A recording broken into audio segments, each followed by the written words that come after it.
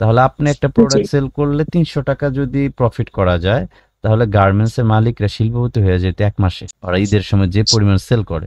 তার মানে আমরা ভালোর দিকে যাচ্ছি, হ্যাঁ? আপনার কাছে কি মনে হচ্ছে জি ভাই। ভালোর দিকে যাচ্ছেন? Definitely, definitely. হ্যাঁ, আপু আপনার স্ক্রিনটা ভালোভাবে শেয়ার করেন। হ্যাঁ, শেয়ার হয়েছে। ওকে।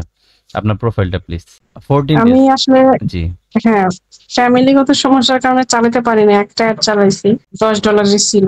আচ্ছা $13 হয়েছে। মানে জি। ৮৮৬ টা ক্লিক। আমরা ক্লিক দেখব না। আমরা দেখব আমাদের পে আউট আসছে কত।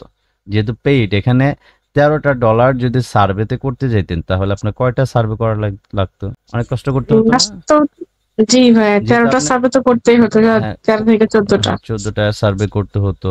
এখন আপনার ডিপোজিট করছেন ১০, আপনার ধরেন ৳১,০০০ একটা প্রোডাক্ট সেল করছেন, আপনার একটা দোকান আছে। সেখানে কি আদৌ জি, জি। ৩০০ থেকে ৳৪০০ প্রফিট করা যায় ৳১,০০০ প্রোডাক্টে? মনে হয় না। না, এটা তো একটা কখনোই ফ্রিজ পসিবল বিক্রি না। করলে একটা ফ্রিজ বিক্রি করলে ২-৩ হাজার টাকা শোরুম বিক্রি মানে প্রফিট করতে পারে সর্বোচ্চ বা আর একটু বেশি করতে পারে ৩০-৪০ হাজার টাকা সেল করলে। তাহলে আপনি একটা জি। প্রোডাক্ট সেল করলে ৩০০ টাকা যদি প্রফিট করা যায়, তাহলে গার্মেন্টসের মালিকরা শিল্পপতি হয়ে যেত ১ মাসে। ওরা ঈদের সময় যে পরিমাণ সেল করে। তার মানে আমরা ভালোর দিকে যাচ্ছি, হ্যাঁ? আপনার কাছে কি মনে হচ্ছে জি ভাই। ভালোর দিকে যাচ্ছেন? Definitely, definitely. আচ্ছা ঠিক আছে। আর আপনার বাসা যেন কোথায়? হ্যাঁ, বগুড়াতে, এই যে ফারিহা বলছিলাম, বগুড়া থেকে। আপনি কি ইমেইল মার্কেটিং এ ইনক্লুড হয়েছিলেন? হ্যাঁ, হ্যাঁ, হ্যাঁ। আচ্ছা ঠিক আছে। ভাইয়াকে বললেন যে ভালোর দিকে যাচ্ছি।